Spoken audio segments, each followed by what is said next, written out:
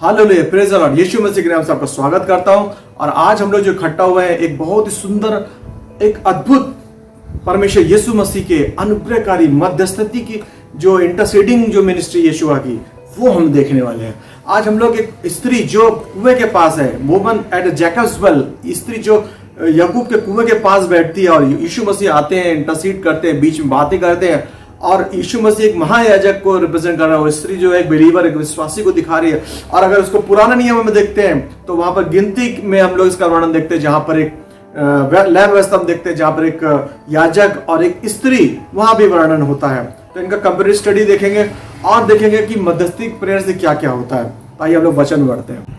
यूहन्ना के 4 में लिखा है कि इतने में एक सामरी स्त्री जल भरने आई, तो यीशु ने उस स्त्री से कहा, मुझे पानी पिला। उस सामरी स्त्री ने उससे कहा कि तू यहूदी होकर के मुझ सामरी स्त्री से पानी क्यों मांगता है? यहूदी सामरियों के साथ किसी प्रकार का व्यवहार नहीं रखते हैं। धरती आकाश का निर्माण करने वाला, जिसके अंदर से जीवन जल की धाराएं बहती हैं, वो एक सामरी स्त्री से पानी क्यों मांग रहा है? जो अदृश्य परमेश्वर का, यीशु तो अदृश्य परमेश्वर का पहलौठा है और उसका प्रतिरूप है, जिसके द्वारा हर चीज बनाई गई है, जिसने हर चीज का निर्माण किया है।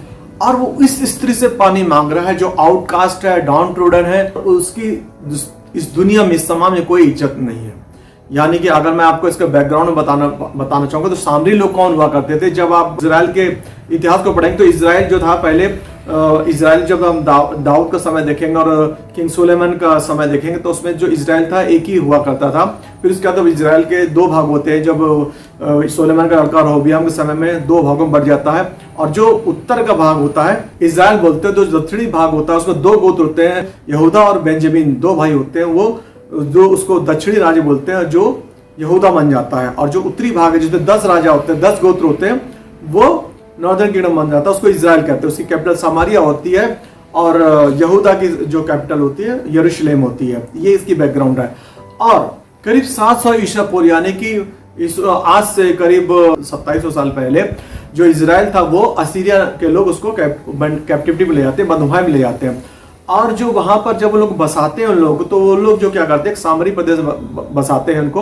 और वो लोग क्या करते हैं, धीरे धीरे वो अन्य जाति के लोग होते हैं, उनके जो है कल्चर सीख लेते हैं, उनके डेटी को, उनके जो देवी देवता है उनकी उपासना कर लेते हैं। और यानी कि वो सच्चे परमेश्वर को भी पूछते हैं, साथ साथ में उनके देवी देवताओं को पूजने लगते हैं। और वो लोग वहां से जो और भी लोग वहां पर बसने लगते हैं तो उनसे वो इंटर मैरिज करते हैं। इस तरह की मिक्स कल्चर बनती है जिसको सामरी लोग बोलते हैं। धीरे धीरे क्या होता है, जब फिर से यहूदी वापस आते हैं अपने इजराइल और फिर से लोग एक स्टेब्लिश होते हैं यीशु मसीह के उस समय में, तब क्या होता है कि ये लोग उससे इनसे घृणा करने लगते हैं और इनको आउटकास्ट मानते हैं। लोग सोचते हैं कि ये लोग जेंटाइल हैं, ये लोग अन्य जाति के लोग हैं, इनके हाथ का छुआ भी इन लोग पसंद नहीं करते यहूदी लोग, और न इनसे कोई व्यवहार रखते हैं। अगर उनका कोई आदमी आता तो वो रास्ता बदल देते हैं। और यहाँ पर कैसा है कि अभी इसका जो करंट सिचुएशन कहते हैं कि यीशु मसीह समय यहूदा में, और वहां के जो फरीसी हैं वहां पर उनके बीच बहुत यीशु की टीचिंग से वो लोग बहुत नाराज हो गए हैं। और यीशु मसीह क्या कर रहे हैं, यहूदा छोड़ करके गलील को, अपने लैंड को आना चाह रहे हैं। तो बीच में जो एक सामरी देश पड़ता है, सामरी स्थल पड़ता है, तो जनरली यहूदी लोग जो क्या लंबा टर्न लेकर के अपने वहां को जाते हैं या पानी के मार्ग से आते हैं। लेकिन वो इस तरीके से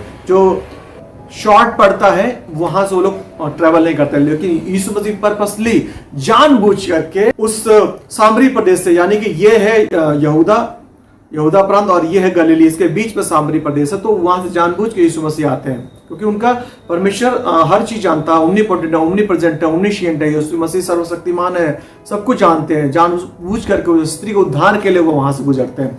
और यहां तक मैं बता दूं, इससे पहले यूहन्ना ने किसी भी चेले को ये रेवलेशन नहीं हुआ था, ये प्रकाशन नहीं हुआ था कि यीशु मसीह प्रॉमिस्ड मसीहा, यीशु मसीह ही जिनके बारे में पुराने सारे संतों ने बोला है, भविष्यवाणी करी, वो वही मसीहा, उसको एक तरह से प्रॉफिट मानते हैं अभी तक, यहाँ घटना तक। अब वो स्त्री बोल रही है कि तू यहूदी होकर के तू पानी क्यों मांगता मुझसे? एक तरह से अगर हम लोग उसको फ्लिप करें तो who are we to bless the God? हम लोग कौन हो सकते हैं जो परमेश्वर को आशीष दें, जो धरती आकाश का बनाने वाला है, जिसकी हम सहायता करें? हम लोग कौन हो सकते हैं जो परमेश्वर जो यहाँ पर एक प्यास को दिखा रहे हैं, जिसको प्यास लग रही है परमेश्वर को, जिसके अंदर से जीवन जल की धारा निकलती हैं, वो एक मनुष्य के नेचर को प्रकट करता है, उसको हम लोग क्या पानी पिला सकते हैं? भजन संहिता 8 में लिखा है, दाऊद कहता है कि मनुष्य क्या है जो तू उसका स्मरण रखे।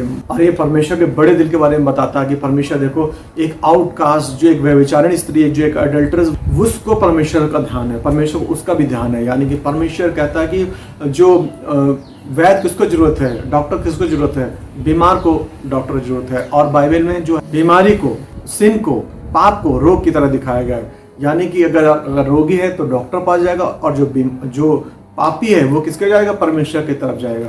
तो परमेश्वर जो है खुद चल के आ रहा है और उससे पानी मांग रहा है। तो आज अगर आप उस स्त्री की तरह डाउनकास्ट हैं, वो छोड़े गए हैं, उपेक्षित हैं और कुएं पे बैठे हैं, आपके पास साधन भी नहीं कि पानी निकाल सके, आपका साधन नहीं कि आपकी जीविका पालन कर सके, आप परेशान हताश हैं, तो चिंता मत करिए। आज सेनाओं का यहोवा, जीवन जल की धाराएं जिसके अंदर बहती हैं, वो आया है जो आपको पानी पिलाने आया है। वो आया है जो आपसे पानी मांग रहा है। और वो जो आपके पास फिनिट है, जरा सा पानी है, उसको अगर आप परमेश्वर देंगे तो उसको इन्फिनिट में बदल देगा। अगर आपके पास थोड़ा थोड़ा चीज है, अगर उस परमेश्वर को आप देंगे तो परमेश्वर उसको बड़े से बदल देगा। अगर आप नॉर्मल चीज है, अगर नॉर्मल भी है, अगर वो परमेश्वर को देंगे तो उसको परमेश्वर सुपर नेचुरल कर देगा। ये आपके पास थोड़े सोर्सेस हैं, वो भी अगर परमेश्वर को आप देते हैं तो परमेश्वर उसको अबंडेंस कर देगा, अपरिमित कर देगा। क्योंकि हम फिनिट है, हम हमारे थोड़े हैं हम, लेकिन परमेश्वर अपरिमित है, इनफाइनाइट है, जो मल्टीप्लाई करता है, जो कंपाउंडिंग करने की पावर रखता है। वो आज कुएं पर आया कि आप अगर उस स्त्री की तरह रिश्तों में ठुकराए गए हैं, ठुकराए गए हुए हैं, अगर आप प्यासे हैं और अगर परमेश्वर आपसे पानी मांग रहा है, परमेश्वर अगर हम पानी को दूसरी रूप लें तो परमेश्वर आज आपसे वर्शिप मांग रहा है। अगर आपने सब कुछ छोड़ दिया, आप निराश होकर बैठे कुएं के पास, एक ऐसी जगह बैठ गए हैं जहां पर आपको एक आशा में बैठे हैं कि कुछ मिल जाए, और वहां पर परमेश्वर कह रहा है कि अगर तुम्हारे कुछ भी नहीं है और जो कुछ भी तुम्हारा सीमित साधन है वो परमेश्वर को दे दो, वो तुमको असीमित चीजें देगा। आज परमेश्वर सच्चे आराधकों को ढूंढ रहा है। सच्चे आराधक कौन है? जो मंदिर में, जो सिनेगॉग में नहीं है। सच्चे आराधक जो है कहीं भी खड़े होकर हाथ उठा करके उस सच्चे परमेश्वर की आत्मा से प्रार्थना कर सकते हैं। अगर आपने अपने हाथ को ऐसा सिकोड़ लिया है और आपकी अगर प्रार्थनाएं अगर पूरी नहीं हुई है, आप निराश हैं, आप उस स्त्री की तरह आउटकास्ट हैं, ठुकराए हुए हैं, और आप लोग आपसे दोस्ती नहीं करना चाह रहे हैं, आप दुनिया में आपका नाम खराब है और समाज से बाहर कर दिए गए हैं, तो आप अपने हाथों को फोल्ड मत करिए, अपने हाथों को ऊपर उठाइए। और परमेश्वर कह रहा है कि तू अपना पानी दे, तू अपनी वर्शिप दे, तू अपनी आराधना दे। तो परमेश्वर कहता है कि मैं तुम्हारी रात के बदले तुम्हें सुंदर पगड़ी दूंगा, तुम्हारी निराशा के बदले तुम्हें हर्षरूपी तेल दूंगा, जो उफड़ता हुआ तुम्हें सर से पांव तक आएगा। हालेलुया। जिस प्रकार से हारून के सर पे परमेश्वर का तेल जो है बहता है, और कितना सोना तरह से परमेश्वर जो हमारा सर है, यीशु मसीह जो हमारा सिर है, उस परमेश्वर से अनॉइंटिंग, और हम लोग उसकी बॉडी है, हमारे सर से लेकर हमारे पूरे बॉडी में आएगी, हमारे पूरे शरीर में आएगी।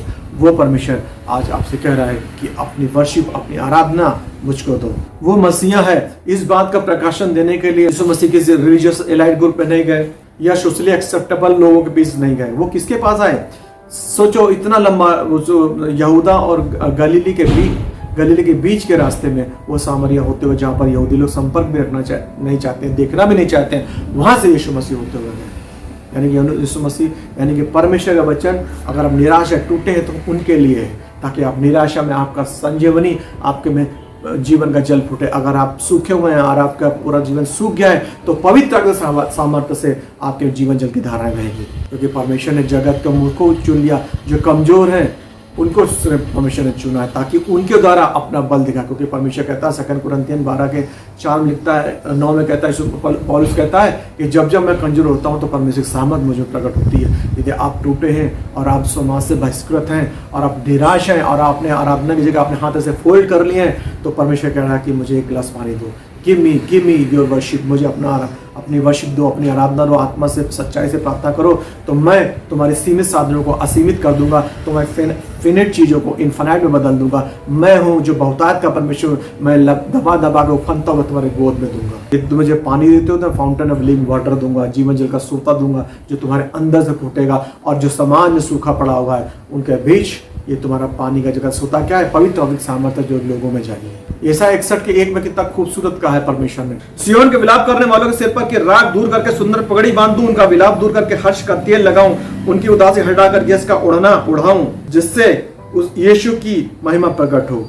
अगर तुम राग दोगे मैं तो उसको सुंदरता में बदल दूंगा। If you give me ashes, I will turn into the beauty. You give me sadness, I will give you rejoice. If you give me heaviness, I will give you praise.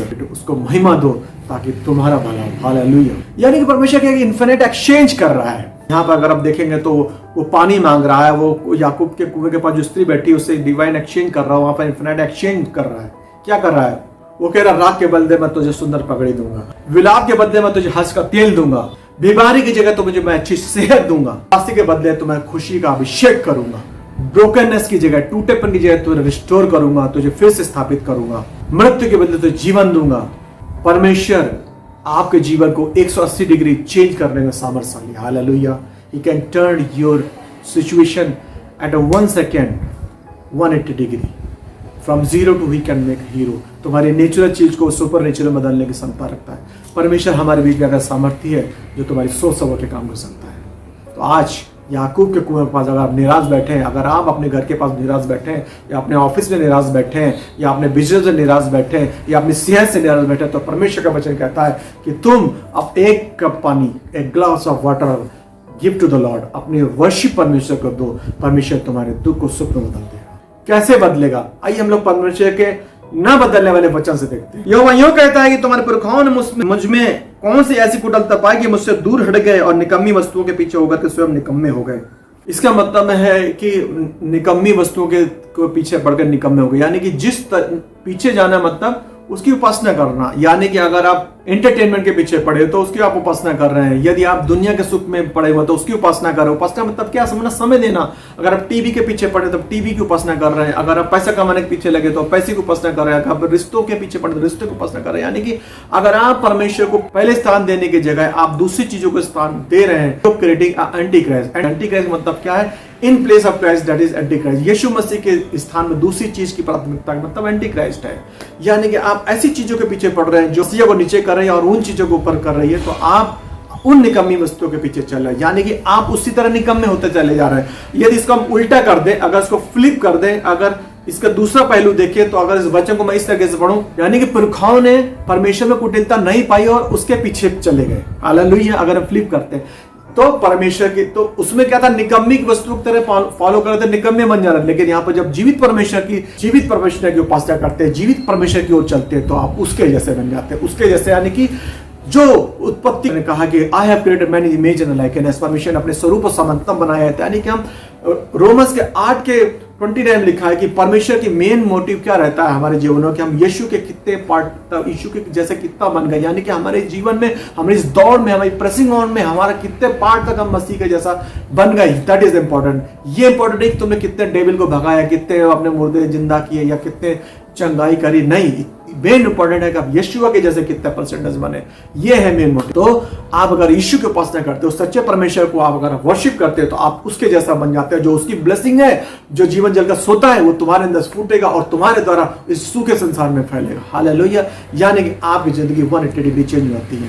अगर आप जमाया 2:5 फ्लिप करके देखते हैं, अगर आप अच्छी वस्तु है यीशु की ओर भागते हैं, यानी कि अगर मत्ती 6:33, यानी कि if you seek his kingdom and righteousness, rest thing will be added in your life. यदि परमेश्वर के राज और परमेश्वर की धार्मिकता की खोज करते हो तो हर चीजें स्वतः तुम पर जुड़ती जाएगी। यानी कि परमेश्वर के अभिषेक क्या, परमेश्वर की धार्मिकता क्या, यीशु की धार्मिकता क्या है? परमेश्वर की धार्मिकता ऐसी है चुंबक की तरह जो पूरी सारी आशीषों को खींचती है।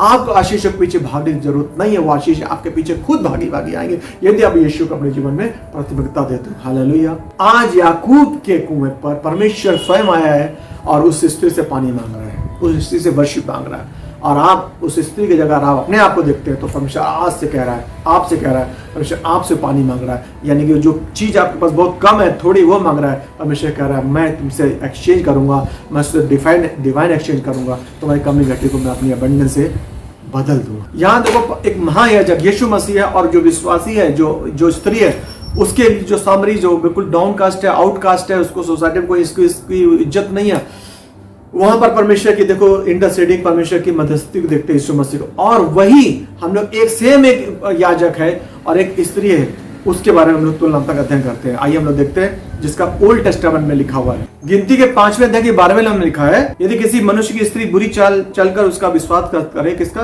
पुरुष का विश्वासघात करे, पति का विश्वासघात करे।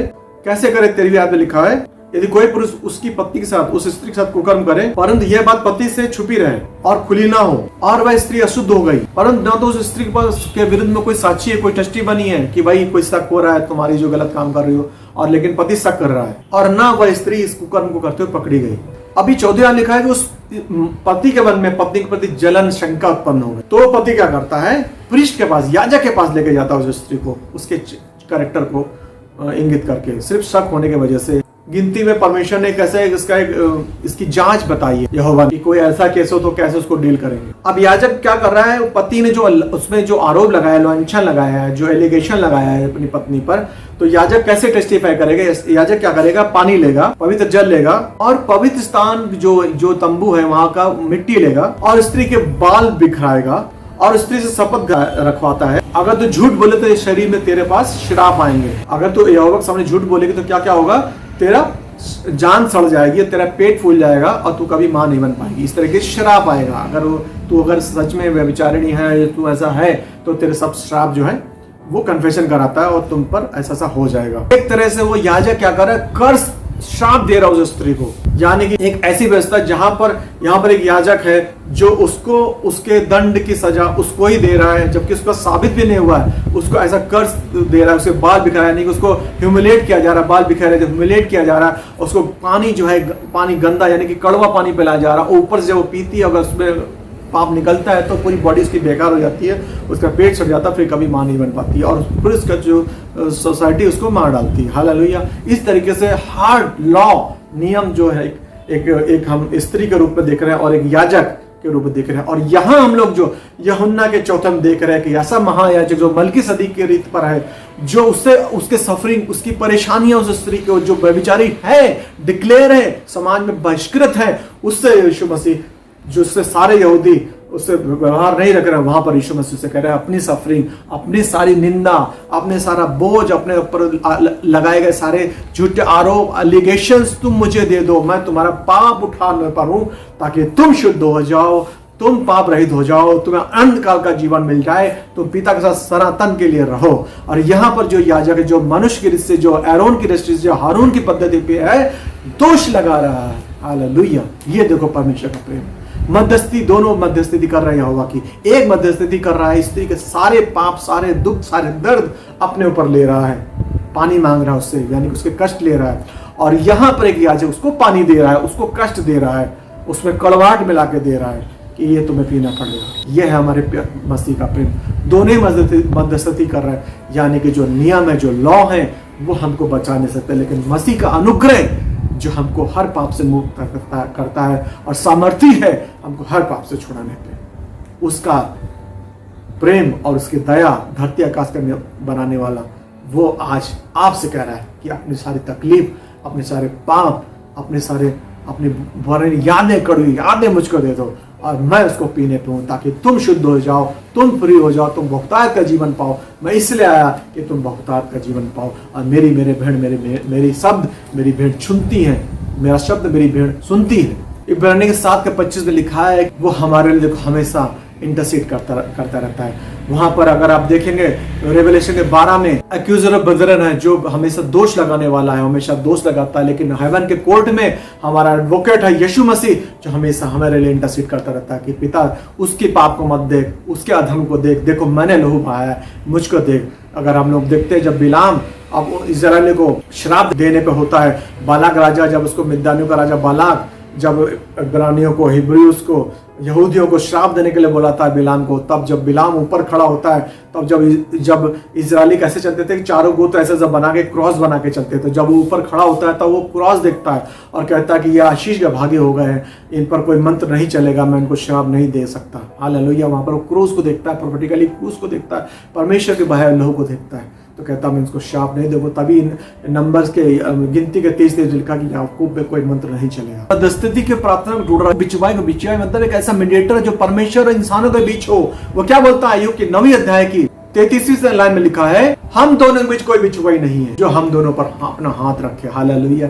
यानी कि प्रोफेटिकली अय्यूब भी परेशान है और एक बिचवाई को ढूंढ रहा है। आज परमेश्वर खुदावन यीशु मसीह का धन्यवाद करते कि आज से 2021 साल पहले जिसने हमारे लिए बिछवाई के लिए, हमारे मध्यस्थी के लिए, हमारे इंटरसीडिंग के लिए उसने हमारे लिए जान दी, ताकि हमारे पाप उसने अपने ऊपर ले लिए और हमको फ्री कर दिया। On the cross Jesus said in John 19:30 says it is finished. Yeshu Masih ने कलवरी क्रूस पर यूहन्ना के 19वें अध्याय 30 में कहा कि ये पूरा हुआ, सब कुछ फ्री हुआ। और उसके बाद कोलोसियन 2:14-15 यीशु मसीह कहता है कि विधियों का लेख जो हमारे ऊपर था, विरोध में था, उसने मिटा डाला और उनको जो विधियों के लेख थे उनको क्रूस पर कीलों से जड़ करके हमारे सामने से हटा दिया। हालेलुया।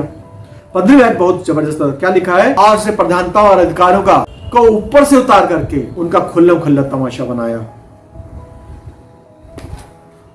और क्रूस के दौरान पर जय जयकार सुनाई पड़ी। यानी कि रेवलेशन 12:10 में जो ब्रदर का एक्यूजर था, जो शैतान था, जो हमेशा आरोप लगाता था, उसको परमेश्वर ने आके नीचे गिरा दिया ताकि फिर ब्रदर पर, फिर अपने विश्वासियों पर दोष ना लगा पाए। गिराने का मतलब यह है कि स्वर्ग में बदला कि उसने रिबेल किया, सबको ही मालूम है, और परमेश्वर उसको उठा के फेंक दिया। और वो जो है अभी धरती पर उसका जो किंगडम है, धरती पर वो जैसे अगर एफिशिएंट 2:2 पढ़े तो उसमें हवा में वो एयर में काम करता है। अगर एफिशिएंट 6:12 में देखें तो अधिकारियों और प्रधानताओं यानी कि शैतान की शक्तियाँ जो काम करती हैं, जो अविश्वासियों में काम करती हैं, यानी कि हमारे मल्लयुद्ध इंसानों से नहीं, उसके पीछे छुपी शैतानी शक्तियों से है।